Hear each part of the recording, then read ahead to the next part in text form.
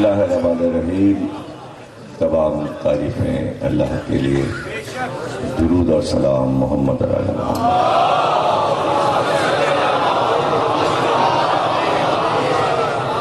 1433 ہجری کے محرم کا خمسہ سید سجاد آپ حضرات امام بارگاہ ٹنڈو جام میں سماعت فرما رہے ہیں. آج تیسری تقریر سلسلے کی گفتگو ہے اس معرفت کی کہ جس معرفت کی راہ سے ہم مولا علی سے محبت اور مودت کا اظہار کرتے ہیں.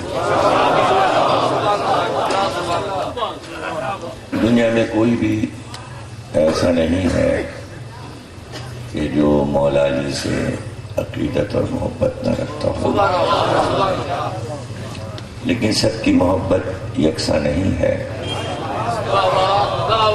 غیر اقوام بھی انتہائی عقیدت اور احترام سے نام لیتے ہیں مولا علی کا، اور وہ دنیا کی ایک مجبوری ہے کہ جہاں علم کی طلب ہے وہ مولا علی سے واقف ہے. اور اس کی وجہ یہ کہ علم علی کا دوسرا نام ہے. علی کا دوسرا نام علم ہے اور علم کا دوسرا نام علی ہے. اس لیے دنیا کا کوئی بھی بشر علی سے بے خبر نہیں. دنیا میں جہاں کہیں بھی تصوف ہے، جہاں جہاں تصوف ہے، تو اس دنیا کے بادشاہ علی ہے. جہاں جہاں تاریخ کے چرچے ہیں اور تاریخ اسلام کو لوگ سمجھتے ہیں تو تاریخ اسلام کی روح اور چاند علی ہے. جو بھی قرآن پڑھتا ہے اس کو پتا ہے کہ قرآن میں علی کا ذکر کہاں کہاں ہے. جو پیغمبر کی حدیثیں پڑھتا ہے اس کو معلوم ہے کہ سب سے زیادہ حدیثیں پیغمبر نے مولا علی کے بارے میں فرمائی، اور اس میں کوئی علی کے مقابل نہیں آتا. جہاں جہاں شجاع لوگ بستے ہیں، بہادر لوگ، وہ اپنا ناخدا علی ہی کو سمجھتے ہیں. جہاں سخی لوگ رہتے ہیں، دنیا میں کوئی بھی سخی ہو تو وہ علی کو ہی اپنا رہنما مانتا ہے. جہاں جہاں وفا پائی جاتی ہے تو وہ علی سے محبت کرتا ہے کہ جیسی وفا علی نے اللہ سے اور نبی سے اور دین سے کی ہے، کائنات میں اس کی مثال نہیں. اور خود مولا علی نے پوچھا بھی تھا پیغمبر سے کہ وفا کسے کہتے ہیں. پیغمبر نے فرمایا تھا توحید. وفا کے معنی توحید ہیں. تو یہ تو دنیا جانتی ہے کہ توحید سے وفادار کون رہا. تو لکھنا پڑا کہ واحد شخصیت اسلام میں بعد پیغمبر علی کی ہے جس نے کبھی بتوں کے آگے سر نہیں جھکایا.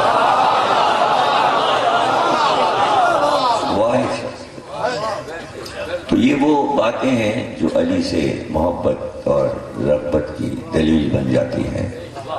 ایسا بھی نہیں کہ دنیا میں کوئی ایسا بھی انسان ہو جس سے ساری کائنات محبت کرتی ہو اور اس کا کوئی دشمن نہ ہو. ایسے تو انبیاء بھی نہیں گزرے. پیغمبر سے پوچھا بھی گیا کہ 1,24,000 انبیاء جو آئے تو ان کے کیا دشمن بھی ہوتے تھے؟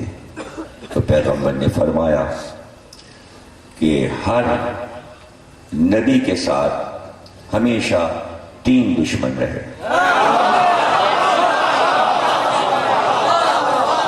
ہمیشہ 3 دشمن ہیں، اور پیغمبر نے فرمایا میرے لیے بھی 3 دشمن ہیں،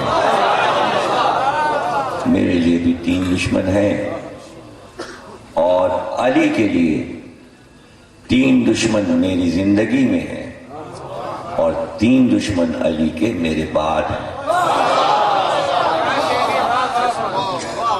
تو دشمن ہمیشہ اولیاء، اوصیاء اور انبیاء کے رہے ہیں، لیکن علی کے لیے یہ ہے کہ جتنے دشمن علی کے تھے کسی نبی کے نہیں ہوئے۔ خود سرکار کے بھی دشمن اتنے نہیں ہیں جتنے علی کے دشمن، اور اسی طرح دوست بھی، نہ دوستوں کی کمی ہے نہ دشمنوں کی کمی ہے۔ تو ایک بہت بڑا مورخ گزرا ہے تاریخ میں، اور یہ بھی آپ کو بتا دیں کہ عباسی دور میں، جبکہ عباسی خلفاء کا دور تھا، تو اس وقت فرقے نہیں تھے، اور تھے تو مشہور نہیں تھے، لیکن 2 فرقے اس وقت مشہور تھے۔ ایک فرقے کا نام تھا معتزلہ اور ایک کا نام تھا اشاعرہ، اور انہی دونوں میں ہر وقت بحث مباحثے رہتے تھے۔ تو معتزلہ فرقہ جو تھا وہ عباسی حکومت میں بہت دخل رکھتا تھا۔ اس میں ایک بہت بڑا عالم گزرا عربی نام، جس کا نام ہے ابن ابی الحدید معتزلی، نام اس کا عبدالحمید ہے، مشہور ہے وہ ابن ابی الحدید معتزلی کے نام سے۔ وہ اتنا قابل تھا کہ عباسی دور میں بغداد میں جو حکومت کی طرف سے کتب خانہ لائبریری بنی تھی، اس میں لاکھوں کتابیں تھیں، تو ان کتابوں کو دیکھ ریکھ کے لیے اسے ملازم رکھا گیا تھا۔ تو کتب خانے میں رہنے کی وجہ سے اس نے لاکھوں کتابیں پڑھی تھی، اور جب اس نے لاکھوں کتابیں پڑھی تو وہ اس نقطے پر پہنچا کہ سوا علی کے کائنات میں ان سے بڑی ہستی نہیں ہے۔ اور پھر جب وہ نہج البلاغہ کو اس نے پڑھا تو وہ حیران ہوا، اور حیران ہو کر اس نے کہا ایسی کتاب کہ آسمانی کتابوں کے بعد اگر کوئی کتاب ہے تو وہ علی کی نہج البلاغہ ہے۔ پھر اس نے طے کیا کہ میں نہج البلاغہ کی تشریح لکھوں گا، تو اس نے 32 جلدوں میں نہج البلاغہ کی تفسیر لکھی۔ لیکن جب وہ لکھ چکا تو اس نے کہا کہ میرا یہ ارادہ ہوا کہ میں اس کا پیش لفظ لکھوں۔ تو جب 32 جلدوں میں تفسیر لکھی ہے تو آپ سوچتے ہوں گے کہ ایک جلد میں تو اس نے مقدمہ لکھا ہوگا، پیش لفظ لکھا ہوگا، لیکن جب اس نے پیش لفظ لکھا تو 2.5 صفحے کا لکھا، اور اس 2.5 صفحے میں اس نے وہ سب کچھ کہہ دیا جو علی میں تھا، اور اس نے مختصر کر کے یہ کہا کہ واحد انسان علی ہیں جن کے دوستوں نے فضائل چھپائے، جن کے دشمنوں نے ان کے فضائل چھپائے۔ دوستوں نے اس لیے فضائل چھپائے کہ قتل نہ کر دیے جائیں، دشمنوں نے اس لیے فضائل چھپائے کہ علی کی شخصیت باہر نہ نکلنے پائے۔ اس کے بعد وہ کہتا ہے دوست اور دشمن دونوں جس کی فضیلت چھپا رہے ہوں، آج وہ آفتاب کی طرح نظر آتا ہے۔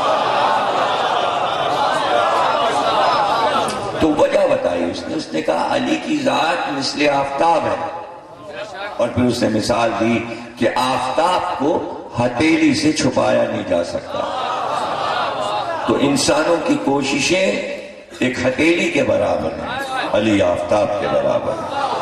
پھر وہ کہتا ہے جس کے فضائل کتنے چھپائے گئے ہیں، چھپانے پر یہ عالم ہے کہ سب سے زیادہ تاریخ اسلام میں علی کے فضائل آج موجود ہیں۔ تو وہ کہتا ہے اگر کوئی اور شخصیت علی کی جگہ ہوتی اور اتنی دشمنی ہوتی اور ان کے فضائل چھپائے جاتے تو آج اس کا تاریخ میں نام و نشان نہ ہوتا. علی اسی طرح روشن ہے جیسے اپنے زمانے میں روشن.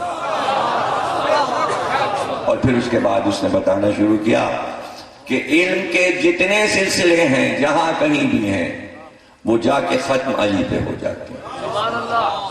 تصوف پوری دنیا میں پھیلا ہے، وہ کہتے ہیں جا کے یہ سلسلہ علی پہ ختم ہو جاتا ہے.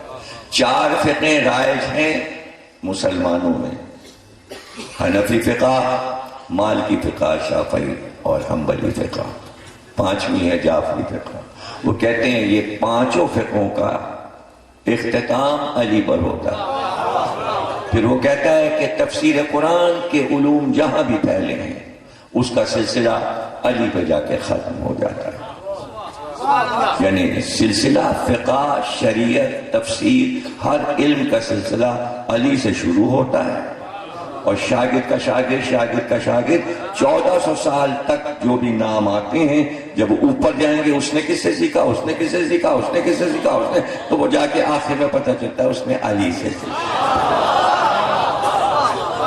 اور اس کے بعد وہ کہتا ہے کہ حضرت عمر رضی اللہ تعالیٰ عنہ نے 72 بار نے کہا اگر علی نہ ہوتے تو میں ہلاک ہو جاتا. پھر وہ کہتا ہے کہ حضرت عمر نے اپنے دور میں یہ اعلان کیا تھا کہ اگر مسجد نبوی میں علی بیٹھے ہوں تو خبردار کوئی فتویٰ نہ دے، علی کی موجودگی میں کوئی فتویٰ نہ دے. پھر وہ کہتا ہے کہ جس طرح امام ابو حنیفہ فقہ لے کر امت کو دیتے ہیں تو ان کا سلسلہ علی پہ جا کے ختم ہو جاتا ہے، اس لیے کہ علی کے گھرانے سے انہوں نے یہ فقہ لی.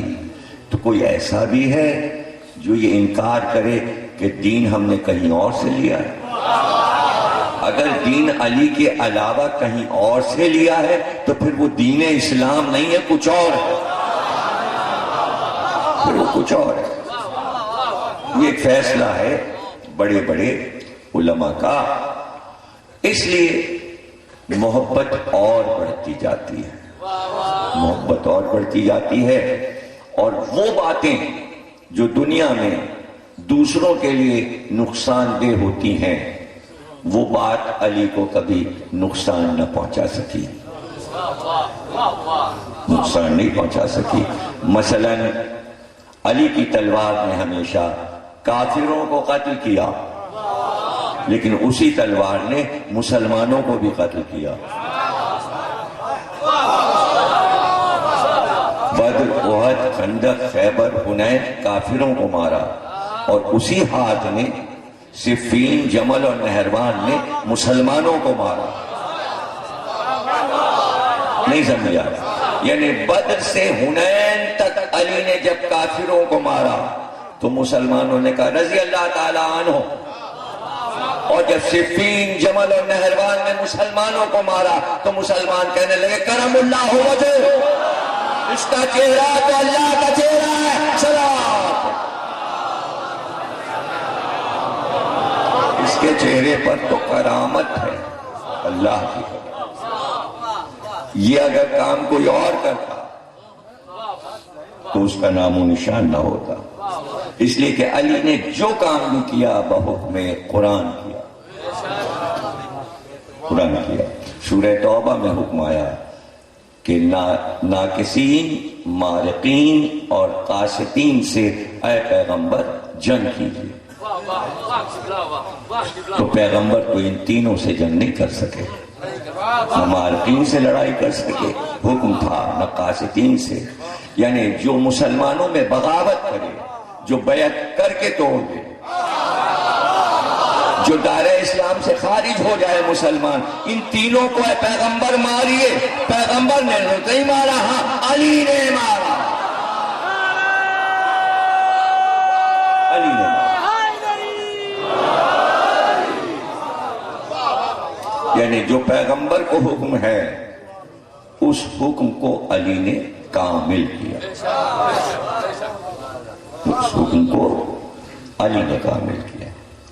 تو علی کے لیے یہ منزل سخت اور سخت سے سخت ہوتی گئی کہ صفین لڑ کے آ رہے ہیں، اور اسی لشکر سے خارجی نکل گئے، یعنی وہ دائرہ اسلام سے خارج ہو گئے، لیکن ان کا دعویٰ یہ تھا کہ ہم سے پکا مسلمان کوئی نہیں، اس لیے کہ وہ سب قاری قرآن تھے، نمازی اتنے تھے کہ سجدوں کے نشان تھے، رات بھر نمازیں پڑھتے، دن بھر نمازیں پڑھتے تھے، قرآن کے حافظ تھے، گلوں میں قرآن لٹکائے ہوئے تھے،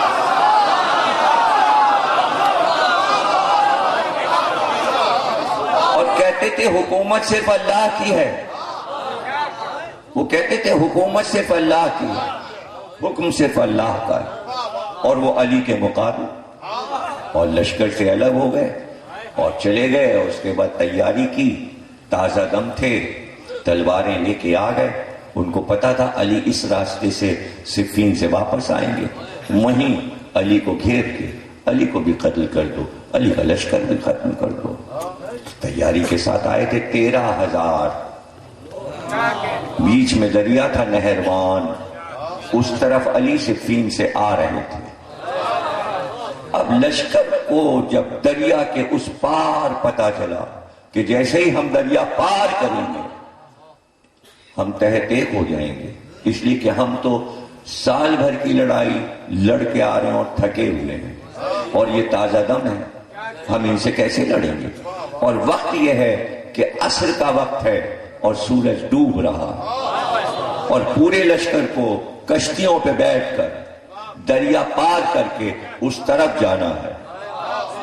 مشکل گھڑی ہے کہ کشتیوں سے دریا پار ہوگا، پورا لشکر ادھر اترے گا، پھر وہ تازہ دم ہیں، وہ تیار کھڑے ہیں تلواریں کھینچے ہوئے کہ دریا کے پار آئے نہیں کہ ہم نے مارا نہیں۔ لشکر گھبرا گیا، اور گھبرا کر اس نے کہا یا علی کیا ہوگا، کیا ہوگا، کیا ہم واپس چلیں یا بچ کے نکل جائیں؟ اس لیے کہ اب ہم ان سے لڑ نہیں سکتے۔ علی نے کہا لڑائی ہوگی، ہم لڑیں گے، ہم لڑیں گے۔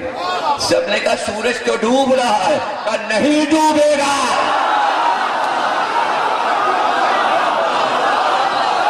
نہیں ڈوبے گا، اگر یہ چلنے لگے گا تو ہم کھینچ کے لائیں گے۔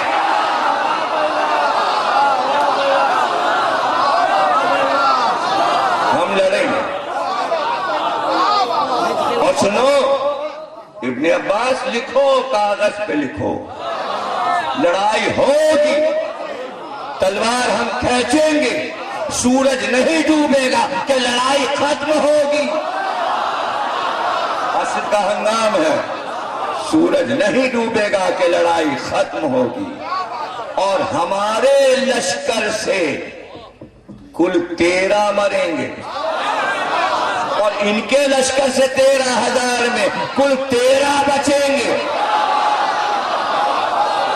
یہ سب مارے جائیں گے، اور ہمارے لشکر سے کل 13 آدمی مریں گے، اور ان کے 13,000 میں سب مارے جائیں گے، ان کے 13 بچیں گے، اور جو ہمارے 13 بچیں گے ان کے نام لکھو۔ 13 کے نام لکھا ہے، پھر کہا ان کے جو بچیں گے ان کے 13 کے نام لکھو، پھر کہا جو ہمارے 13 مارے جائیں گے ان سب کے باپوں کے نام لکھو اور قبیلوں کے نام لکھو، اور جو ان کے بچیں گے ان کے باپوں اور قبیلوں کے نام ابھی لکھو۔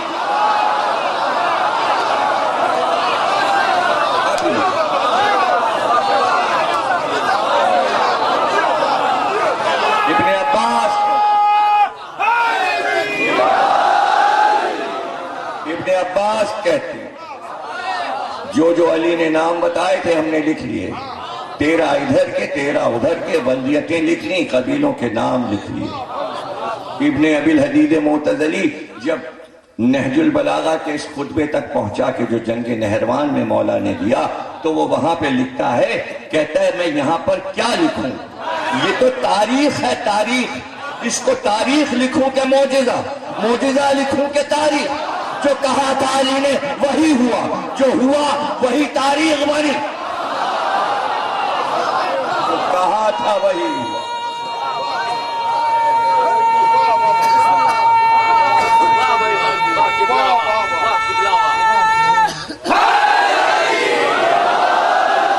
جو کہا تھا وہی.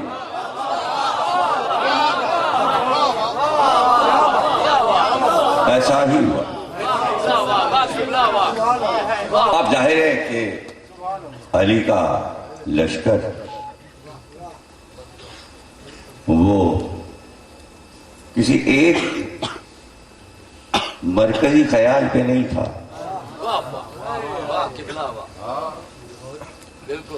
کسی کی سوچ کچھ تھی اور کسی کی سوچ کچھ تھی. اور اس میں حیرانی نہ، موسیٰ جب بنی اسرائیل کو لے کر چلے تو سب کے عقیدے یکساں نہیں تھے. حالانکہ سب موسیٰ کی نبوت پر ہی ایمان رکھتے اور موسیٰ اور ہارون کے رب کو ہی مان رہے تھے، توحید کا اقرار کر رہے تھے، نبوت کو مان رہے تھے، لیکن یکساں عقیدے نہیں تھے. اور جو سب سے پیچھے چل رہا تھا اس کا عقیدہ سب سے الگ تھا. اس کا نام ہے سامری. اس کا نام ہے سامری. اور وہ سب سے پیچھے کیوں چل رہا تھا سامری؟ اس لیے کہ لشکر جا رہا تھا، فرعون پیچھا کر رہا تھا. فرعون سے بچ کر موسیٰ نے دریا کو پار کیا تھا. یہاں فقر موسیٰ بھی دریا پار کرے گا، میں رکا ہوا ہوں. ابھی میں نہروان کے اس طرف ہوں، اس طرف نہیں ہوں کہ اچانک میں نیل ندی کنارے آ گیا ہوں تاکہ آپ کے ذہنوں کو مصر سے پھر واپس لاؤں نہروان کی طرف. اس نے دیکھا کہ موسیٰ کا لشکر جو چل رہا تھا، سب سے پیچھے ایک خوبصورت سا جوان سفید رنگ کے گھوڑے پر بیٹھا ہوا لشکر کی نگرانی میں پیچھے پیچھے چل رہا تھا. اس نے کہا ایسا خوبصورت جوان تو کبھی دیکھا ہی نہیں. وہ کون تھا؟ وہ جبریل امین تھے. تو وہ جبریل کے گھوڑے کے پیچھے چل رہا تھا. اس نے یہ منظر دیکھا کہ گھوڑا جب آگے بڑھتا ہے تو اس کے سم جب زمین سے ٹکراتے ہیں اس میں سے نور نکلتا ہے. چاروں سموں سے نور نکلتا ہے. وہ سمجھ گیا کہ یہ کوئی عام بشر نہیں ہے جو گھوڑے پر ہے، کیونکہ سامری جادوگر تھا، اس لیے اس چیز کو دیکھتا چلا. وہ سمجھ گیا کہ یہ ہے نوری، اس کا نور زمین تک آتا ہے اور گھوڑوں کے سموں سے ظاہر ہو رہا ہے. تو جہاں جہاں گھوڑے نے سم رکھے تھے وہاں کی مٹی اٹھاتا گیا، اور اس کے گلے میں تھیلے لٹکی رہتی تھی، اس میں اس کا سامان رہتا تھا. وہ مٹی اٹھا کے اس میں رکھتا گیا. اب قوم کو یہ خبر نہیں کہ پیچھے سامری کیا کر رہا ہے. وہ مٹی اٹھا کے تھیلی میں رکھ رہا. جب آ گئے اور کوہ طور پہ موسیٰ سے باتیں ہونے لگی تو موسیٰ نے کہا، ایک دن اعلان کیا کہ اللہ نے ہم کو بلایا ہے اور کہا 30 راتیں آ کر کوہ طور پہ گزارو. یہ سب قرآن کا واقعہ پڑھ رہا ہوں، تاریخ سے نہیں پڑھ رہا ہوں. اور قرآن میں کئی بار بیان ہوا ہے، ایک سورے میں، دوسرے سورے میں، تیسرے سورہ طٰہٰ میں بھی، سورہ اعراف میں بھی. تو یہ واقعہ اللہ نے کئی بار سنایا ہے اپنے حبیب کو. 30 راتوں کے لیے جا رہا ہوں تاکہ اللہ کہتا ہے تم آؤ میرے پاس تو میں تمہیں توریت عطا کروں گا. تو حضرت موسیٰ جب جانے لگے تو اپنی قوم سے کہا کہ میں اپنا نائب، اپنا خلیفہ تم پر اپنے بھائی ہارون کو بنا کے جا رہا ہوں، جو یہ کہیں وہ تم کرنا. جب موسیٰ وہاں پہنچے تو اللہ نے کہا کہ دیکھو کہا تو تھا 30 راتیں، لیکن ہم تمہاری قوم کو آزمانا چاہتے ہیں. کس نے کہا؟ اللہ نے اپنے نبی سے کہ ہم تمہاری قوم کا امتحان لینا چاہتے ہیں، اس لیے 10 دن اور بڑھاتے ہیں. تم 30 راتوں میں نہیں 40 راتوں میں واپس جاؤ گے اور اس کے بعد ہم تمہیں توریت دیں گے. جب موسیٰ نہ آئے تو قوم نے کہا کہ بھئی موسیٰ کہاں چلے گئے؟ آپس میں باتیں کرنے لگے تو سامری آیا، اس نے کہا وہ اب تھوڑی واپس آئیں گے۔ بس یہ سننا تھا، لوگ آپس میں کہنے لگے مر گئے موسیٰ، کوہ طور پہ مر گئے، اب نہیں آئیں گے۔ اب جب نہیں آئیں گے تو کیا ہو؟ حالانکہ کہہ گئے تھے خلیفہ چھوڑ کے جا رہے ہیں، واقعہ قرآن میں ہے۔ اس کے معنی قوم نے نبی کے بنائے ہوئے خلیفہ کو نہیں مانا۔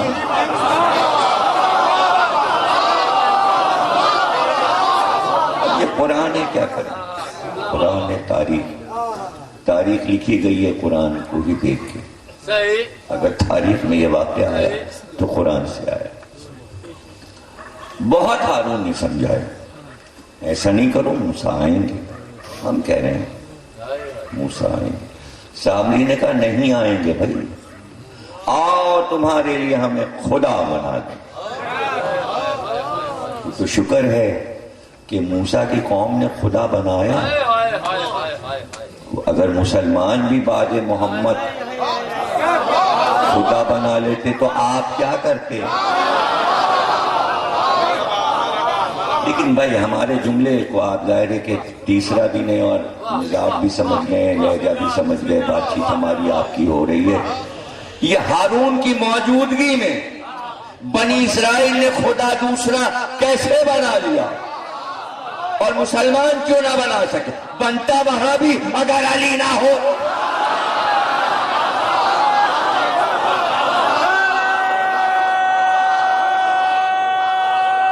اب دوسرا جملہ سننے کو تیار نہیں، پرانی آیات ہیں، سورے۔ اس نے کہا وہ جو تم نے فرعون کا سونا لوٹا تھا محل سے، وہ سب لوگ جو لوٹ کے لائے وہ سونا لاؤ، وہ سونا لاؤ۔ سب نے سونا لا کے جمع کر دیا۔ اس نے اس سونے سے ایک بچڑا بنایا، گائے کا بچہ بچڑا بنایا سونے کا، اور بنا کے بیچ میں رکھ دیا اور کہا اس کا طواف کرو، طواف کرو۔ ابھی دیکھنا اس میں روح ڈال دوں گا، جب یہ بولے تو سب سجدے میں گر جانا، اور سب کی نظر بچا کے وہ مٹی جو جبریل کے گھوڑے کے سنوں کی اٹھائی تھی وہ نکال کے بچڑے میں ڈال دی۔ وہ مٹی جو ڈالی تو وہ منہ پھاڑ کے چلانے لگا۔ جیسے ہی وہ بولا سب سجدے میں گر گئے۔ ہارون سمجھاتے رہے یہ کفر کر رہے ہو، یہ شرک کر رہے ہو، یہ کیا کر رہے ہو۔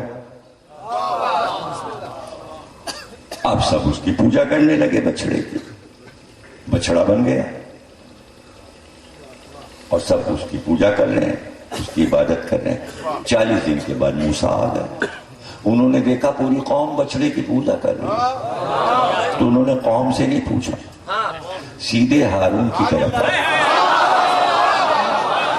پوری قوم میں تمہارے اوپر چھوڑ کے گیا تھا، یہ بت پرست کیسے ہو گئی، یہ توحید سے کیسے ہٹ گئی؟ اب جواب سنیے، قرآنی جواب ہارون کا۔ کم آ جائے میں کیا کروں، میرا گریبان چھوڑ دو۔ بات گریبان تک آ گئی ہے، قرآن کہہ رہا ہے سگے بھائی ہیں تو گریبان چھوڑ دیجئے، اس لیے کہ اس قوم نے آپ کے خلیفہ کو کمزور کر دیا۔ انہوں نے دھمکیاں دی کہ تم بولو گے تو جان سے مار دیں گے، پھر ہم کیا کرتے، ہم کمزور ہو گئے تھے۔ تو رسول کہہ کے گئے تھے یا علی یہ قوم تمہارے حوالے کر کے جا رہا ہوں۔ علی کو اس کی پرواہ نہیں ہے کہ تم نے ہمیں خلیفہ مانا یا نہیں مانا، لیکن ہم تمہیں بت پرستی دوبارہ نہیں کرنے، بچڑا نہیں پوجا جائے گا۔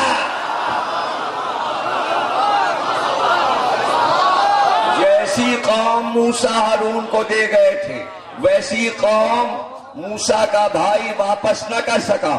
یہ کائنات میں صرف علی ہے کہ محشر میں محمد جیسی قوم دے گئے ہیں لا الہ کے ساتھ، ویسی قوم محمد کو دے کے کہیں گے اس میں کوئی لا الہ کے علاوہ ہے؟ تبھی تو ہم خوش ہوتے ہیں جب پوری قوم کہتی ہے لا الہ الا اللہ، لا الہ الا اللہ، وہ اسی پہ جمے رہو، لا الہ الا اللہ، یہ کامیابی ہے۔ ہمیں نہیں چاہیے کہ تم علی ولی اللہ کہو،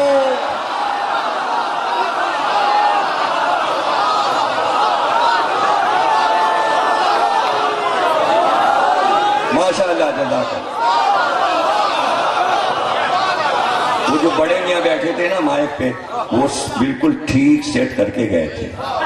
یہ بچہ ایک آ کے بیٹھا کالے رنگ کا، اس نے تباہ و برباد کر دیا ہے مائک، ایسی دبائی ہے اس نے آواز، ایسی کچکچی کر دی۔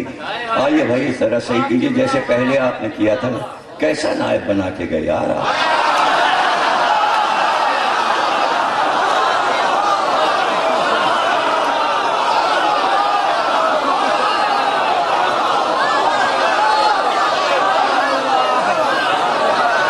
جب بھی نائب بنائیے گا اپنا تو داڑھی والا بنائیے گا، اس کی کلین شیف کو خلافت دے دی مائک کی، آپ نے صلوات پڑھی۔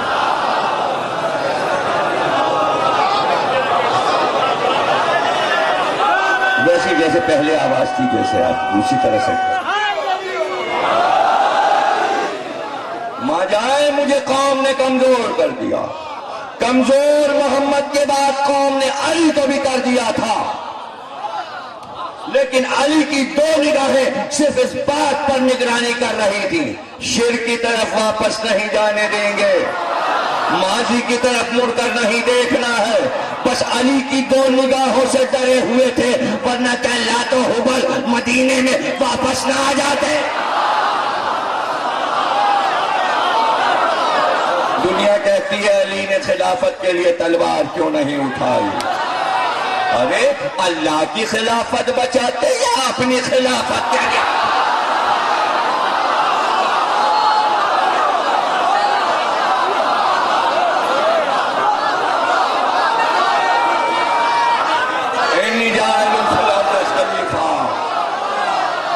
آدم کی خلافت علی کو بچانی ہے، داؤد کی خلافت بچانی ہے، ہارون کی خلافت بچانی ہے، ہماری خلافت، ہماری خلافت آئے، ہماری خلافت سمجھ لو کیا ہے خلافت اور حکومت۔ رسول کو غسل دے رہے تھے، پردہ پڑا ہوا تھا، دروازہ بند تھا، اندر تھے، پانی گرنے کی آواز آ رہی تھی۔ وصیت کے مطابق چونکہ رسول نے اپنا وصی بنایا ہے، اس لیے وصیت یہ ہے کہ یہاں سے نہیں ہٹنا۔ تو جب سے آنکھیں بند ہوئی نبی کی، ہٹے نہیں، اور قبر بنا کر بھی 40 دن ہٹے نہیں قبر سے۔ قرآن ہے اور علی ہے اور نبی کی قبر ہے، سب اپنے کاموں میں لگ گئے۔ علی نے بھائی کی قبر نہیں چھوڑی، اگر 40 دن میں ایک دن بھی چھوڑ دیتے تو آج گنبد خضرا نہ ہوتا۔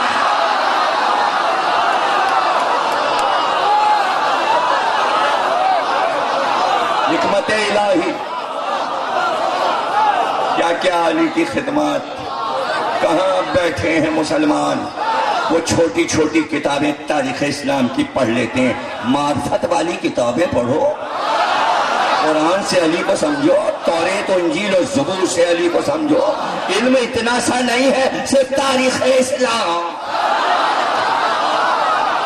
اتنا سا نہیں ہے، کائنات میں علم پھیلا ہوا ہے، ہر علم کی کتاب پڑھو تو علی سمجھ میں آئے گا۔ صرف یہی پڑھ لو کہ جتنی کتابیں مذہب کی اب تک اتر چکی ہیں، الہامی یا آسمانی، ہر کتاب میں علی کا نام کیا ہے؟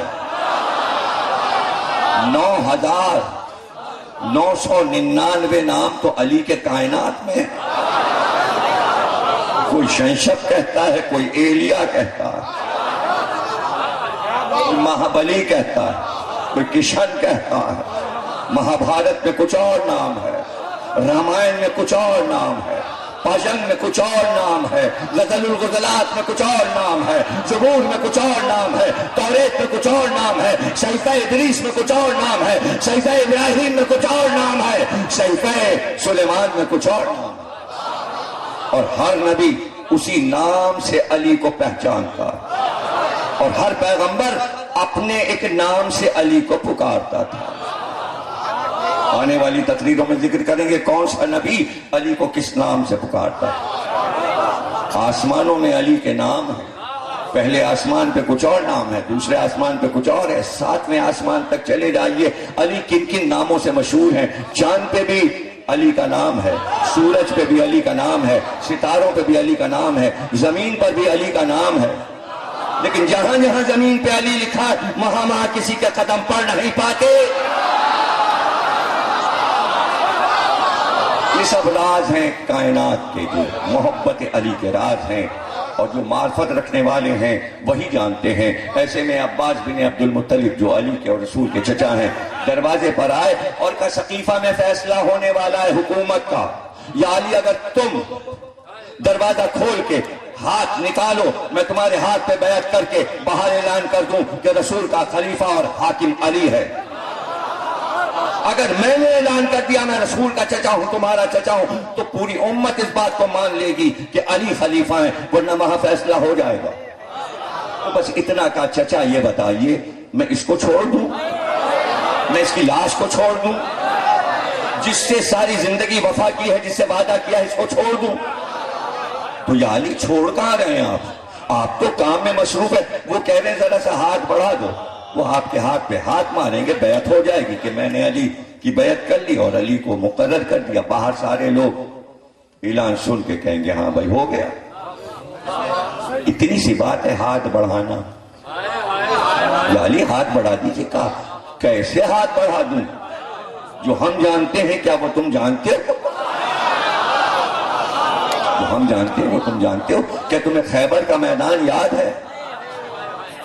خیبر کا میدان یاد ہے کہ نبی نے علم دیا اور میں گھوڑے پہ بیٹھ گیا، دلدل پہ بیٹھ گیا، علم لے کر میں نے میدان خیبر کا رخ کیا، چہرہ ادھر تھا، اور میں نے نبی سے پوچھا کہاں تک لڑوں؟ نبی نے کہا وہاں تک لڑو جب تک کہ ایک یہودی لا الہ نہ کہتے۔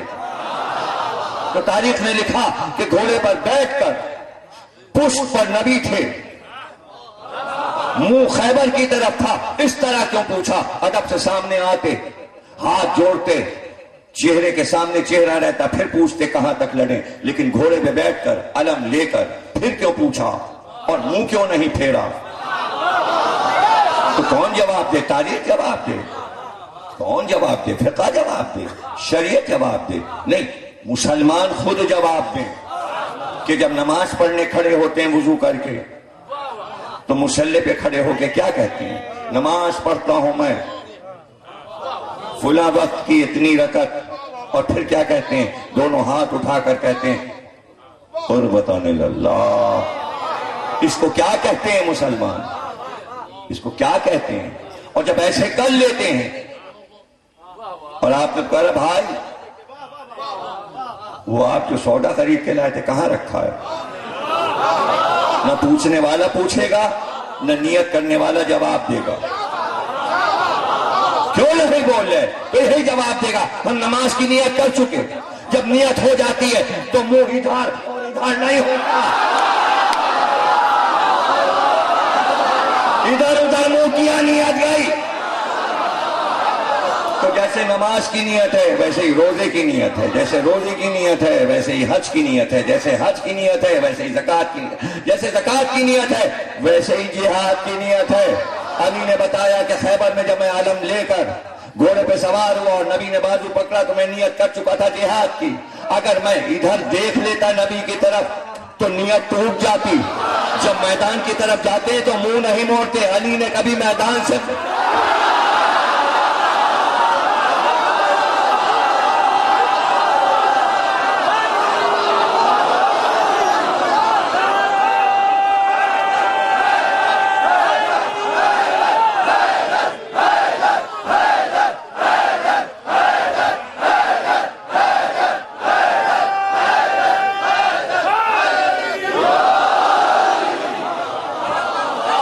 کچھ یاد آیا کہ جہاد کی نیتیں کس کس طرح توڑی گئی ہیں؟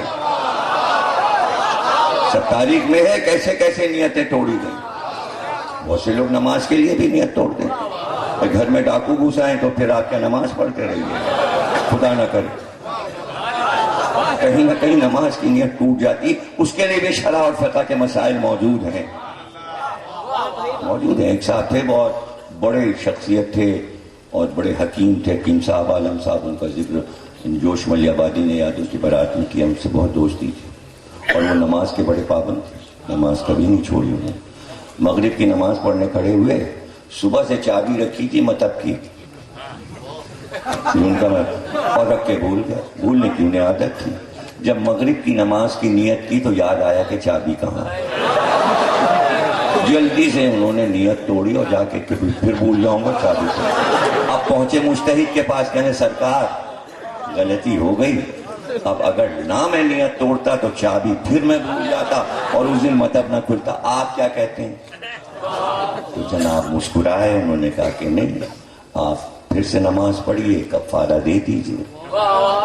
ارے جہاد والوں نے منہ موڑے، کفارہ تک تو دیا نہیں. تاریخ میں نہیں ملتا کہ احد میں بھاگنے والوں نے کفارہ دیا اور 40 دن 39 دن وہ خیبر کا عالم لے کے بھاگنے والوں نے کفارہ نہیں دیا. اور حنین میں تو سب بھاگے تھے. اگر سارا کفارہ نکلتا تو فقیر کتنے امیر ہو جاتے. 12,000 کا لشکر حنین میں بھاگا تھا. قرآن میں لکھا ہے سورہ توبہ میں، پورا لشکر بھاگ گیا تھا. کیا کفارہ نکالتے، بلکہ علی کی فتح پہ جو مال غنیمت ملا اس میں بڑھ بڑھ کے کہتے ہیں ہمیں اور دیجیے.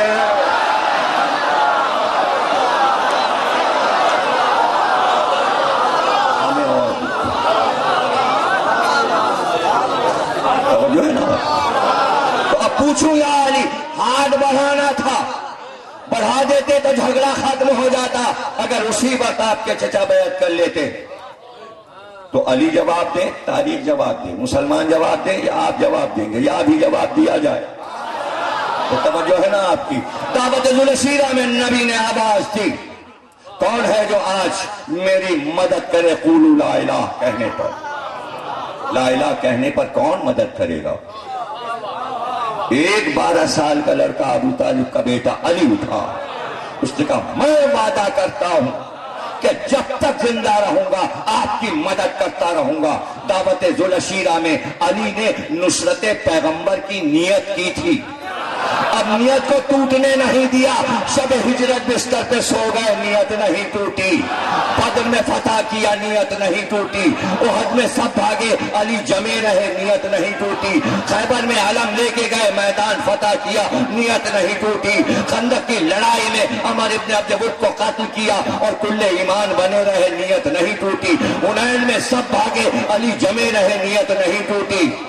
فتح مکہ میں دوش پہ نبی کے چڑھ کے بتوں کو توڑا، نیت نہیں ٹوٹی. اب نبی کی وفات ہے اور نصرت کا وعدہ ہے، کیا لاشیں کو چھوڑ کے مسلمانوں کی طرح بھاگ جائیں؟ اگر چلے جائیں تو نیت ٹوٹ جائے.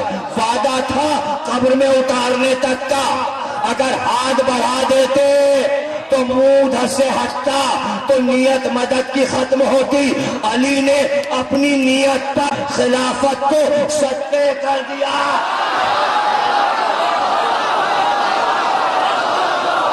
میں نے جملہ کہا تھا کیا ہے علی کی خلافت، کیا ہے علی کی خلافت جسے دنیا خلافت کہتی ہے. علی کو اپنی نیت اتنی عزیز تھی کہ اپنی نیت پر یوں پھینکا اور صدقے کر دیا. لیکن صدقہ کرنے کے 2 طریقے ہوتے ہیں.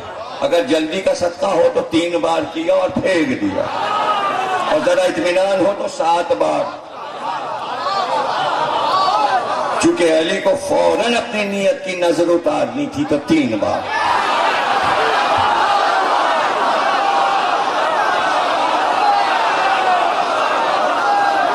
علی کی نیت بڑی چیز ہے، یہ ہماری آپ کی نیت نہیں ہے جو ٹوٹ رہی ہے اور بند رہی ہے، بند رہی ہے اور ٹوٹ رہی ہے. یہ علی کی نیت ہے.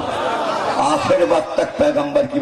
کوئی ہے مورخ جو کبھی یہ لکھ گیا ہو کہ کہیں علی سے محمد کی مدد کرنے میں کوتاہی ہو گئی ہے؟ کوئی مقام چھوٹا سا بھی، ارے جھوٹے راوی کا بھی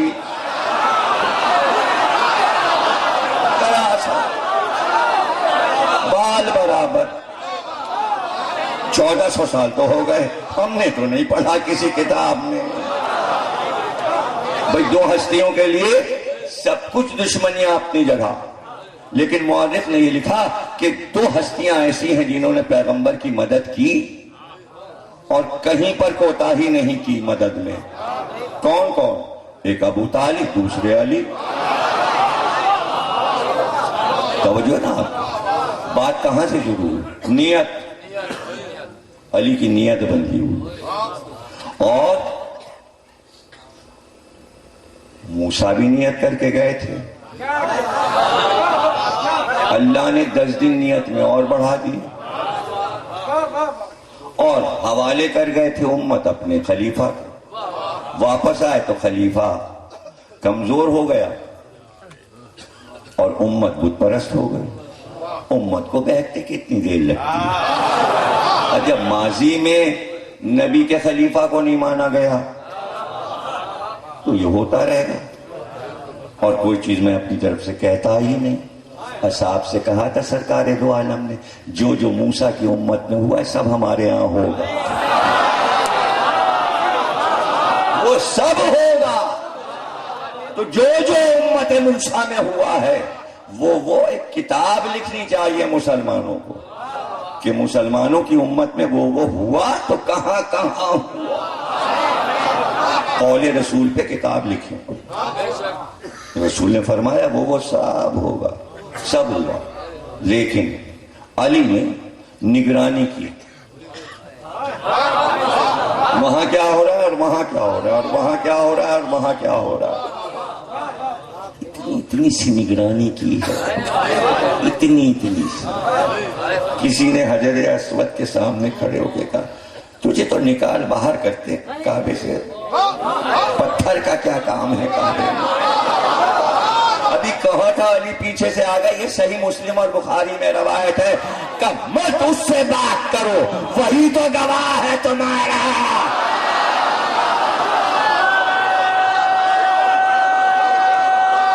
وہی تو گواہ۔ یہ ہاتھ نہیں رکھے جا رہے، یہ بیعت ہو رہی ہے حجر اسود پہ، پھنس رہے ہیں سب۔ کہاں سمجھ رہے ہیں آپ؟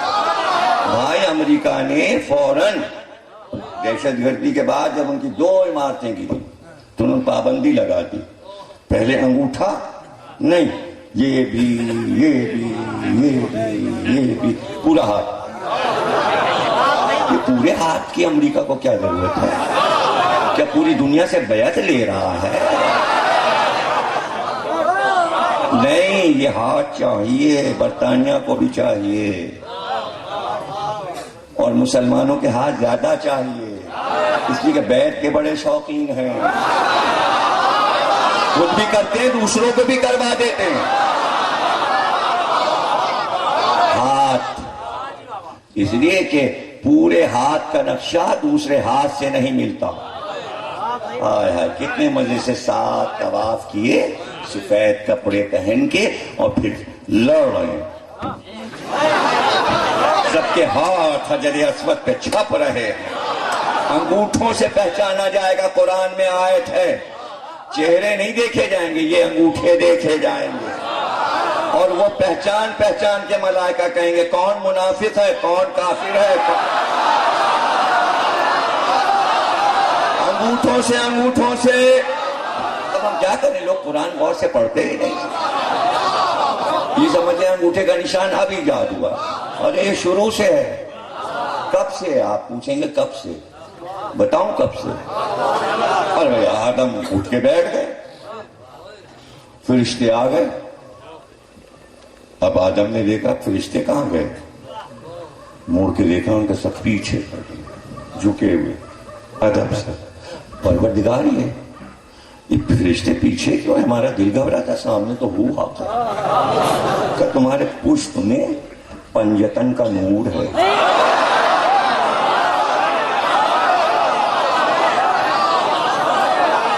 اس لیے ادب سے پیچھے کھڑے ہیں. کہنے پروردگار یہ تو عجیب بات ہے کہ ہم دیکھ نہیں پاتے ان سے، ہمارا دل کیسے لگے گا یہاں جنت میں؟ ایسا کر کہ یہ ہمارے سامنے آ جائیں. کہ اچھا. پشت سے نور چلا اور ماتھے میں آ گیا، سارے فرشتے آ گئے. اب آدم اتنے خوش ہیں، سب ادب سے فرشتے جھک رہے. کس لیے؟ یہ نور جو ہے. آدم کہنے پروردگار یہ سارے فرشتے پنجتن کا نور دیکھ رہے ہیں، ہم تو نہیں دیکھ سکتے. اللہ نے جو پشت کا نور تھا پیشانی میں آیا، پیشانی سے اترا کہ اب تمہارے ہاتھ میں آیا. اب آدم دیکھ رہے ہیں، فرشتے بھی ادب سے کریں اور آدم بھی دیکھ رہے ہیں. اللہ نے کہا اسی دن کے لیے تو 5 انگلیاں نہیں ہیں. بھائی اب آپ غور سے بچے اور سارے میرے بھائی لوگ دیکھیں کہ نور چلا یہاں سے اور آدم کے ہاتھ میں اترا تھا کہ آدم بھی نور دیکھیں. لیکن ترتیب میری جو بتائی ہوئی ہے وہی آپ کو کتابوں میں ملے گی، حدیث نور میں ملے گی. سب سے پہلے محمد کا نور اترا اور کلمے کی انگلی میں آیا. پھر علی کا نور اترا، اس کے بعد والی انگلی میں آیا. عجیب بات ہے کہ کلمے کی انگلی ذرا سی چھوٹی ہے اور یہ بڑی ہے. اب یہاں سے میں محمد کو ہٹا نہیں سکتا. آپ ہٹا سکتے ہیں. ارے بھائی جب نام آتا ہے آپ نے ٹی وی پہ نہیں دیکھا یہ انگلی کیوں چومی جا رہی ہے؟ ارے اس میں نور محمد رہا ہے. اسی سے کہتے ہیں اللہ ایک. یہ توحید کی گواہی کے لیے یہ انگلی اٹھتی ہے اللہ ایک. اور یہاں محمد کا نور. اور اس پہ بحث ہے یہ کریں کہ نہ کریں. ایک گروپ کہتا کریں، ایک کہتا ہے نہ کریں. اب مسئلے ہیں، ہم کیا کریں؟ بہت سے مسلمانوں مسئلے. یہاں آیا علی کا نور، یہاں آیا فاطمہ کا نور، یہاں آیا حسن کا نور، یہاں آیا حسین کا نور. یہ حسین کا نور یہاں کیوں آیا؟ یہ نبی سے قریب کیوں آیا؟ حسین منی وانا من الحسین.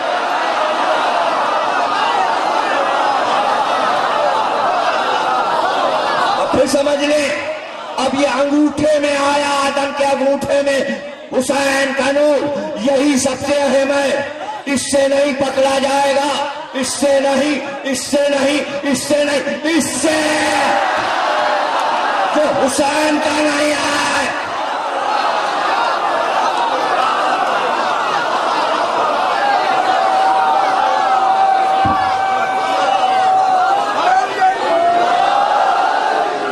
جو حسین کا پکڑا گیا.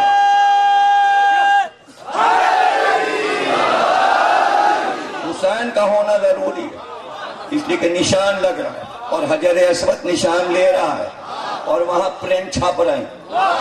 اب کی یہ آئے تھے، اب کی یہ آئے تھے، اب کی یہ آئے تھے. یہ 10ویں بار آئے، یہ 12ویں بار آئے تھے. انگوٹھے پہ انگوٹھا، انگوٹھے پہ انگوٹھا.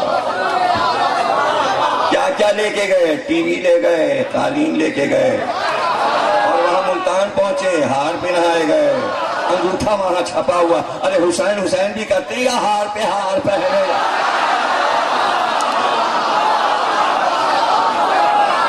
ہار پہن لو.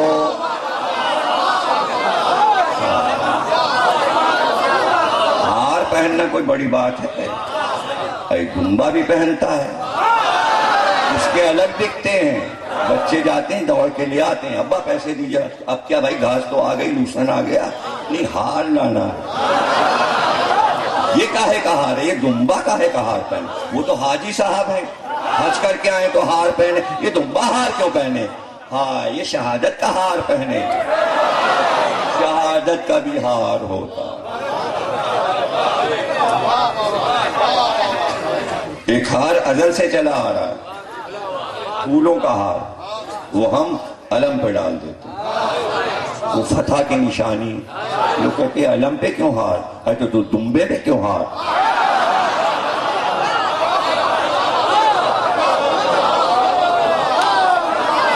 ارے بھائی آج تو آپ نے ہمارے ساتھ وہ کیا ہے کہ بس ہم کیا بتائیں.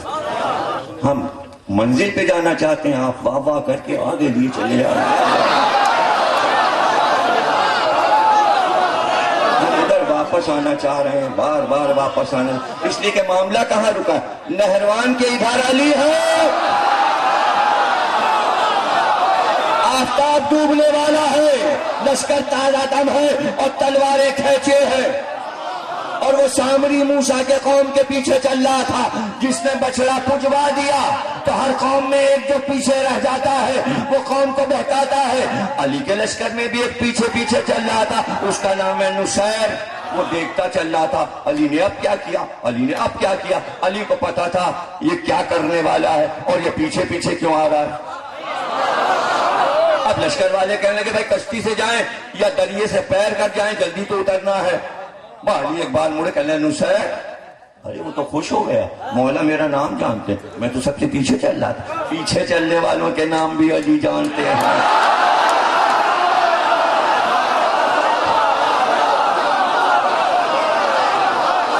نصیر یہاں وہ آیا، کدھر جا کے دیکھو دریا کہاں پر پتلا ہے، ادھر ہی سے لشکر کو جلدی سے اتار دیں، دریا سے گھوڑے لے کے نکل جائیں، گہرائی نہ ہو اور پتلا ہو۔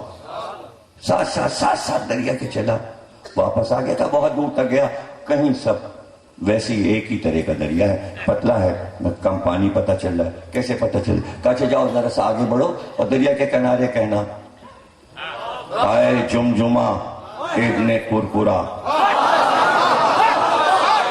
اس جا کے پکارا اے جمجمہ ابن کرکرا، ایک کیکڑا نکلا دریا سے۔ ہم کو کس نے پکارا؟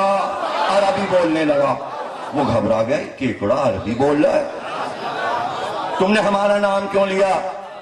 علی نے بھیجا ہے پوچھنے کے لیے کہ دریا کی گہرائی کتنی ہے۔ کیکڑے نے کہا کہ بھائی ہمارے ساتھ اور 200 آدمی، ان کا بھی یہی نام ہے جمجمہ ابن کرکرا، ہم ایک ہی باپ کی اولاد ہیں۔ علی سے پوچھ کے اور کون سا جمجمہ ابن کرکرا چاہیے، اس لیے کہ 200 آج کیکڑے اسی نام کے ہیں۔ وہ گیا کہنا مولا ایک کیکڑا نکلا اور اس کے ساتھ 200 اور نکلے، اور سب کہنے لگے ہم جمجمہ ابن کرکرا، ہم سب ہیں ایک ہی باپ کی اولاد، ایک دادا کی اولاد۔ وہ کہتا کون سا جمجمہ ابن کرکرا؟ علی نے کہا جاؤ پکارو جمجمہ ابن کرکرا ابن منمرہ چاہیے۔ اس نے جا کے پکارا تو ایک اتنا بڑا کیکڑا نکلا، ہاتھی کے برابر۔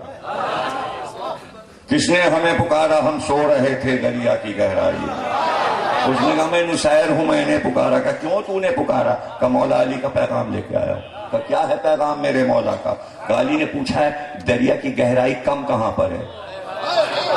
اس نے کہا کب سے علی کے ساتھ ہے تو؟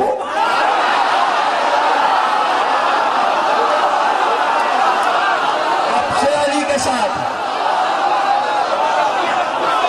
اب کیا بتائے؟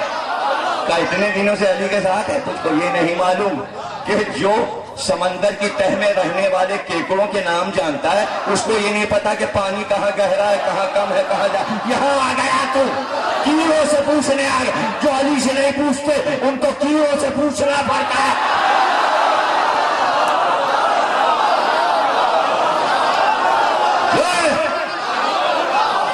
اب واپس آ کے اس نے قصہ نہیں سنایا کہ اپنی شرمندگی ظاہر، بلکہ یہ کہتا آیا میں آپ کو پہچان گیا، میں آپ کو پہچان گیا، آپ ہی خدا ہیں، بس عرش پر بھی آپ ہیں، نیچے بھی آپ، دائیں بھی آپ، بائیں بھی آپ، ظاہر بھی آپ، باطن بھی آپ ہی نے یہ کائنات بنائی، فرشتوں کو آپ نے بنایا، انبیاء کو آپ نے بھیجا، آپ ہیں خدا۔ کیا بکتا ہے کفر، کیا بکتا ہے؟ وقت نہیں ہے، بعد آ جا، توبہ کر، کفر مت بخش، شرک مت۔ علی کے پاس وقت کم تھا، جلدی سے کہا دریا پار کرو، سورج ڈوبنے والا ہے۔ لشکر نے دریا پار کیا، علی اتر گئے ادھر، جیسے ہی پہنچے انہوں نے تلواریں تانی، علی آگے بڑھے، سب نے کہا ہم ماریں، علی نے کہا نہیں، ذوالفقار کافی ہے۔ اب جو ذوالفقار کو کھینچا تو دم اس وقت لیا جب لاشیں ہی لاشیں تھیں اور 13 بھاگ رہے تھے اس نصیر کے ساتھ، اور 13 یہ کہتے بھاگ رہے تھے آج پتا چلا کہ علی خدا ہے، جو کہا تھا وہی ہوا۔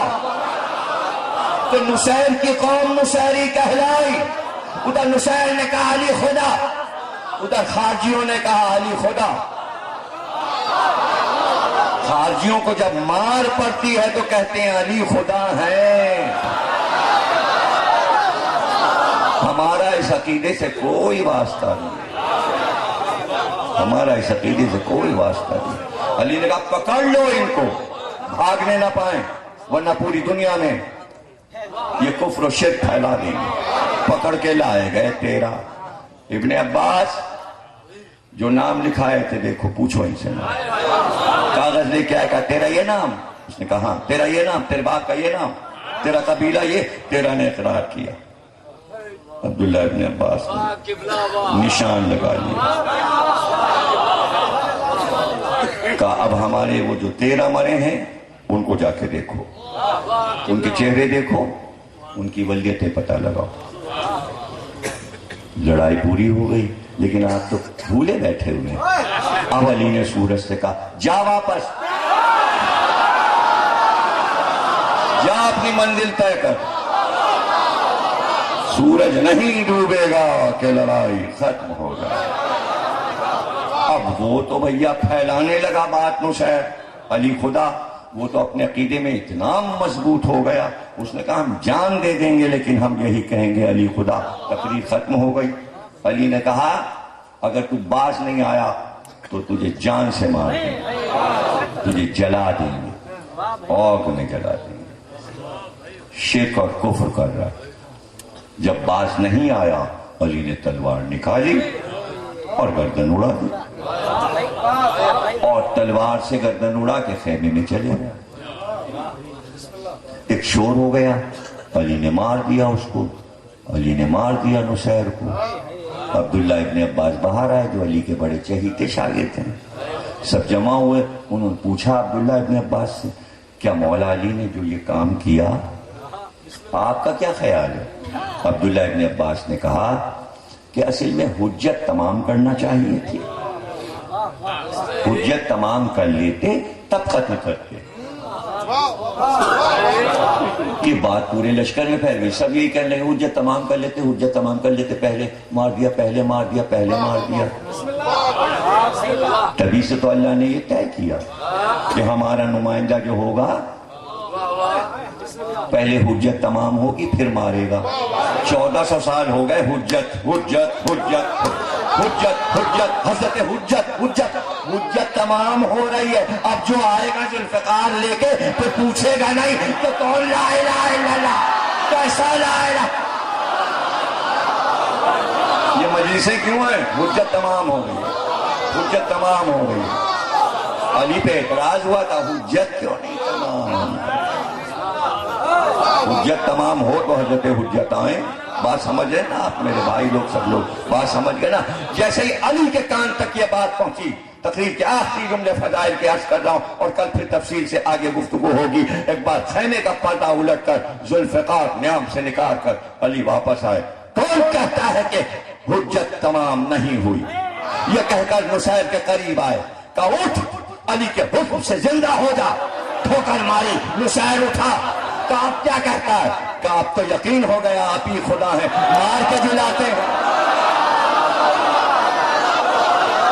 مار کے جلاتے ہیں. ایک بار زندہ کیا اور پلٹ کر پورے لشکر سے کہا ہم تو حجت نہیں تمام کر پائے، آؤ عبداللہ ابن عباس اس کو سمجھا کہ حجت تمام کرو، دیکھو کیا ہوتا ہے. یہ پلٹتا ہے اپنے عقیدے پر یا نہیں. تم نے ہم پر اعتراض کیا. یہ کہہ کے خیمے میں چلے گئے.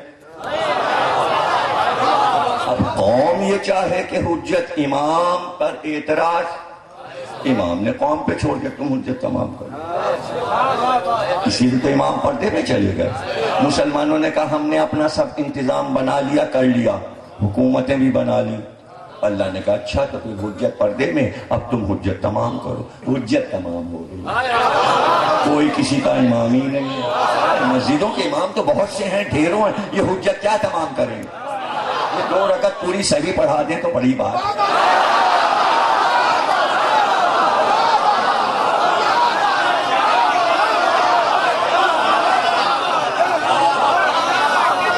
علامہ اقبال نے کہا کہ امت کو کیا سمجھیں گے یہ 2 رکعت کے امام. اور میر تقی میر نے کہا، اردو شعر میر تقی میر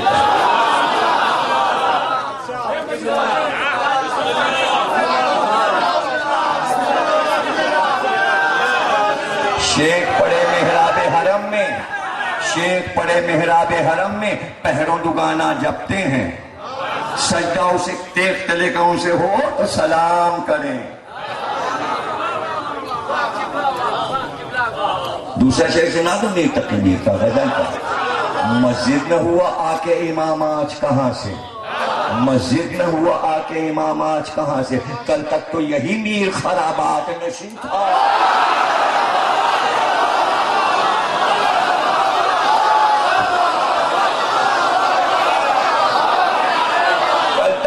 اور رکھ کے تقی میر نے کہا کل تک تو یہی میر خرابات نشیں تھا۔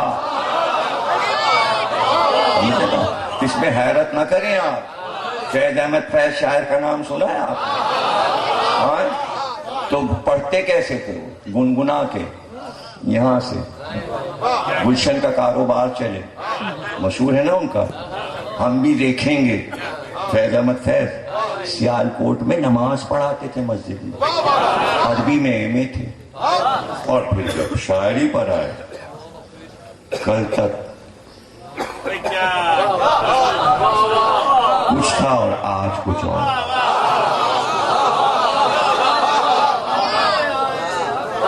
بھائی تو تاریخ ہے، اس میں گھبراہٹ کیا، پریشانی کیا؟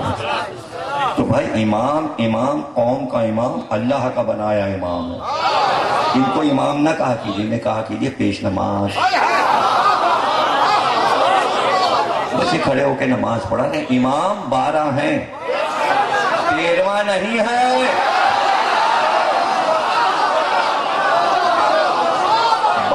اللہ کے بنائے 12 ہیں، آپ کے بنائے 2 کروڑوں تو کیا،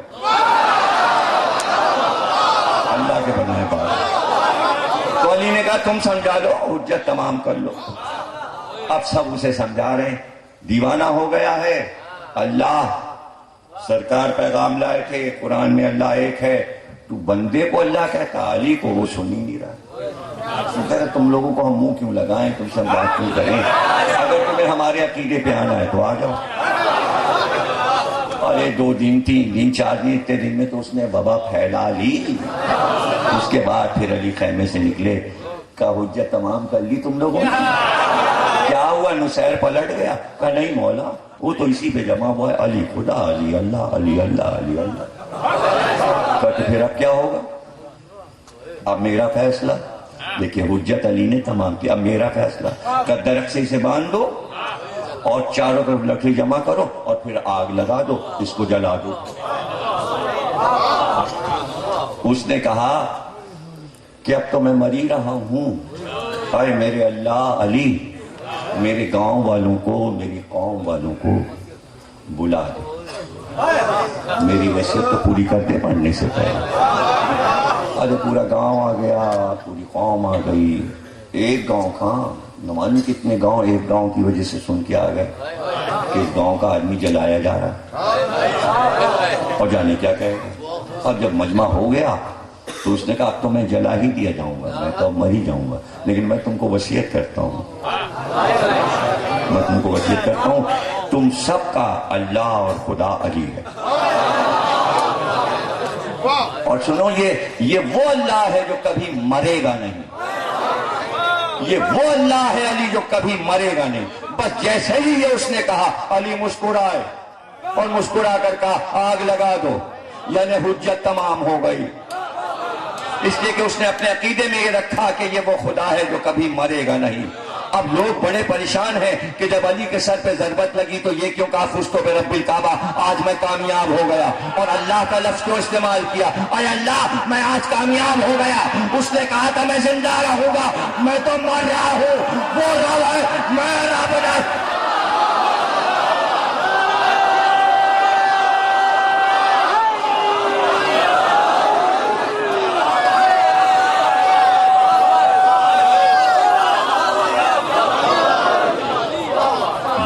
لکھا گیا امام زمانہ کو، کیا تفصیل سے پڑھنے کے لیے پوری تقریر ویب سائٹ پہ سن لیجئے گا، شاہ حسین کے نام سے ایک تقریر ہے میری، اس میں میں نے تفصیل بتائی۔ صرف یہ پوچھا گیا کہ یوسف 60 برس کے تھے، اور قید کر لیے گئے تھے. انہیں یاد آیا یہاں میری ماں کی قبر ہے, تو وہ قبر پہ گئے کہ اب تو قیدی بنا کے ہمیں لے جایا جا رہا ہے ماں کی قبر سے ملنے, اور ماں کی قبر سے لپٹ کے خوب رونے لگے. سوداگر سمجھا بچہ بھاگ گیا. جب ڈھونڈتا ہوا وہاں آیا تو اس نے دیکھا کہ قبر سے لپٹا ہوا ایک تماچا یوسف کے منہ پہ مارا. وہ مارنا تھا کہ زمین ہلنے لگی اور آندھی اٹھی. اور سورہ یوسف گواہ ہے تفسیر کہ عذاب کے آثار نمودار ہو گئے, اس لیے کہ نبی کے معصوم بیٹے کو ظلم کے ساتھ ایک تماچا مارا گیا. پوچھنے والے نے امام سے یہ پوچھا کہ اللہ کے پیارے تھے محمد اور محمد کے پیارے تھے حسین, اللہ دیکھ رہا تھا اور کربلا میں حسین پہ ظلم ہو رہا تھا, اللہ عذاب کیوں نہیں لایا؟ اگر اللہ چاہتا تو آسمان گر پڑتا, زمین پھٹ جاتی, آندھی آتی, طوفان آتا اور نوح کا جیسا عذاب آ جاتا سب کے اوپر, اور اللہ حسین کو بچا لیتا. ایسا کیوں نہیں ہوا؟ امام نے جواب دیا کہ اگر حسین طلب کرتے عذاب تو اللہ فوراً عذاب لاتا, لیکن حسین نے عذاب اس لیے نہیں طلب کیا کہ چند برسوں پہلے ایک قوم علی کو خدا کہہ چکی تھی. جیسے ہی یہ قوم یہ دیکھتی کہ ہم پر عذاب آ رہا ہے اور موت آ گئی ہے, اپنی جان بچانے کے لیے کہتے کہ ایسا تو بندہ ہی نہیں دیکھا جس کے حکم پہ زمین پھٹ گئی, آسمان گر پڑا, سورج اور چاند ٹکرا گئے, ستارے گر گئے. تو وہ آتے اور حسین کے قدموں کو پکڑ کے کہتے آج پہچان گئے تو ہی خدا ہے, تو ہی خدا ہے. تو حسین نے خدائی ٹھکرائی ہے تو شہادت پائی. آل محمد نے رب کے نام کو اوپر رکھا اور سر کٹا دیا, اس لیے کبھی آل محمد اپنے لیے مدد طلب نہیں کرتے. بھائی تقریر ہو گئی, جب علی ایسے ہیں اور حسین ایسے ہیں تو وہی خون تو زینب کا بھی ہے. تم سلامت رہو, تمہارے گھر آباد رہیں. کیونکہ بار بار فرمائش ہے کہ بازار شام پڑھو, دربار شام پڑھو, لیکن میں پڑھ رہا ہوں. لیکن پہلے بتا دوں کہ جب خیمے جلنے لگے اور زینب حسرت سے دیکھ رہی تھی, کوئی مددگار نہیں تھا, تو زینب کے کان میں آواز آئی شہزادی مدد درکار ہے. اب جو مڑ کر دیکھا تو ایک شخص ہے. جناب زینب نے کہا تو کون ہے؟ کہا میں ملک محمود ہوں, اللہ کی طرف سے ہواؤں پر مامور ہوں, ہوائیں میں چلاتا ہوں, میں فرشتہ ہوں, آسمان سے اللہ نے بھیجا ہے. اگر زینب کہیں تو آگ بجھا دو, زینب کی مدد کرو. تو بس اتنا کہا پروردگار سے زینب کا سلام کہو, بات تحفہ درود و سلام عرض کرو. جیسے بھائی نے امتحان دیا ہے بہن بھی امتحان. زینب امتحان دے رہی ہے, مگر کسی کی کیا مجال تھی کہ بازو باندھ دے. زینب کا امتحان. اور رہ گیا لوگ یہ پریشان ہو جاتے ہیں کہ چہرے کھل گئے سیدانیوں کے, تو کیا نامحرموں نے دیکھے؟ نہیں دیکھ سکے, اس لیے کہ آیت تطہیر نے, قرآن کے پاروں نے پردہ کیا تھا. زینب کی آواز سن رہے تھے اشقیاء, چہرہ نہیں دیکھ سکے. اگر ایک بھی چہرہ دیکھ لیتا تو کتاب میں لکھا جاتا کہ زینب کا چہرہ کیسا تھا. ایک راوی نہیں لکھ سکا, اس لیے کہ نور پہ نظر نہیں ٹھہر سکی. اور پھر چہرے پر بال تھے, چہرے پر بال تھے. کہتے ہیں کہ جب کوفے میں داخلہ ہوا تو ادھر سے سر حسین نیزے پہ چلا. جب بہن نے بھائی کا سر نیزے کی انی پہ دیکھا تو اماری کی لکڑی پہ اپنے سر کو مارا. کہتے ایسے سر کو پٹکا کہ زینب کے بال سے لہو زمین پہ گرنے لگا. زینب نے اپنا لہو بھائی کے لہو میں ملا دیا.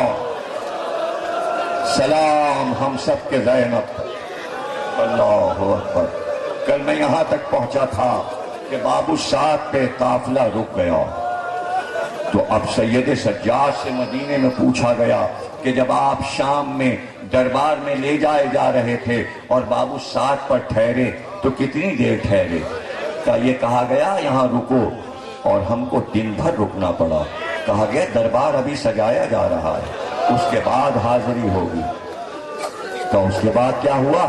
تو اس کے بعد کچھ اشقیاء آئے ہاتھوں میں رسیاں لیے ہوئے، اور جب پکار ہوئی کہ دربار میں قیدیوں کو لاؤ تو رسیاں لے کر ہم کو اس طرح باندھنا شروع کیا جیسے جانور کو رسیوں میں باندھ کے کھینچتے ہوئے لاتے ہیں۔ اب جب رسیوں میں باندھا تو کسی کا شانہ اور کسی کا گلا، لیکن ہائے سکینہ چھوٹی تھی، بچی تھی۔ اب جو رسی گلا بندھا رسی سے، اگر بیویاں کھڑی ہو گئی تو سکینہ کے قدم زمین سے اٹھ جاتے تھے، تو بیویاں جھک کر چل رہی تھی کہ کہیں سکینہ کا دم نہ گھٹ جائے۔ اللہ صبر عطا کرے حسین کے غم میں۔ یہی تو وہ غم ہے کہ جس پہ رونے کو دل چاہتا ہے۔ کہتے ہیں اس وقت حاضری ہوئی، دربار میں لایا گیا، حاکم تخت پر تھا اور 700 کرسی نشین وہ تھے جو چاندی کی کرسیوں پہ بیٹھے تھے، 700 کرسی نشین وہ تھے جو سرخ مخمل کی کرسیوں پہ بیٹھے تھے، 700 کرسی نشین وہ تھے جو سونے کی کرسیوں پہ بیٹھے تھے، اور دربار بھرا ہوا تھا، اور بیچ دربار میں نبی کی نواسیوں کو کھلے سر لایا گیا۔ دو مجلسیں میں تفصیل خطبہ زینب کی عرض کروں گا اور دربار کا پورا حال پڑھوں گا۔ آج تقریر ختم ہو رہی ہے۔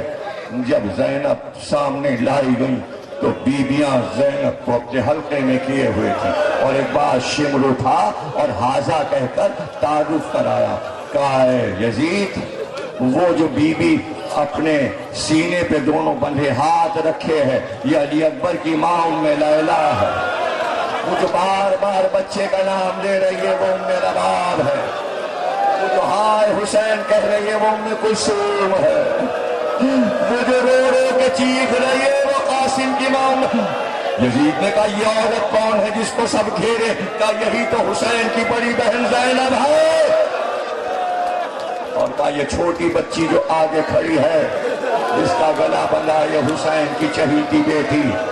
اس طرح عفت ماں بیویوں کا تعارف ہو رہا تھا۔ ایسے میں ایک مسخرہ دربار کا آگے بڑھا، تقریر کے آخری جملے، اور آگے بڑھ کر یزید سے کہا اے امیر یہ جو بچی کھڑی ہے مجھے کنیزی میں دے دے، یہ میرے حوالے کر دے۔ بس یہ سننا تھا کہ زینب نے کہا تیری کیا بجائے، اپنے ہاتھ کو نیچے کر، ہمارے رسول ہیں، ہم علی کی بیٹیاں ہیں، ہم محمد کی بیٹیاں ہیں، تو ایسا نہیں کر سکتا۔ ایک بار یزید نے کہا ہم بادشاہ ہیں، اگر چاہیں تو ایسا کر سکتے ہیں۔ زینب نے کہا تو ایسا نہیں کر سکتا، اگر تو ایسا کرے گا تو پہلے تجھے اعلان کرنا پڑے گا کہ تو ہمارے نانا کے دین سے خارج ہو چکا ہے۔ مسلمان ایسا نہیں کر سکتا کہ نبی کی اولاد کو کنیزی میں لے۔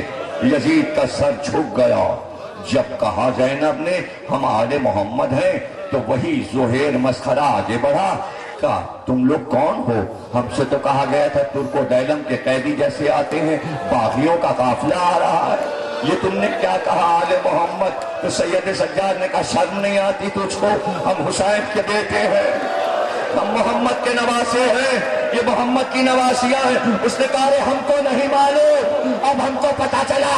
جب ہم کو پتا چلا یہ کہہ کر اس نے خنجر کمر سے نکالا اور اپنے ہاتھ کو کاٹ کے زینب کے قدموں میں پھینکا، کہا بی بی معاف کر دو، اس ہاتھ سے اشارہ کیا تھا، میں کہوں گا کہ تو نے سمجھ لیا کہ یہ آل محمد ہے مگر شمل نہیں سمجھا۔ زینب پر توڑے پہ توڑے اور سکینہ کے منہ پہ تماچے، اور بچی پکارے چچا عباس، بھیا علی اکبر۔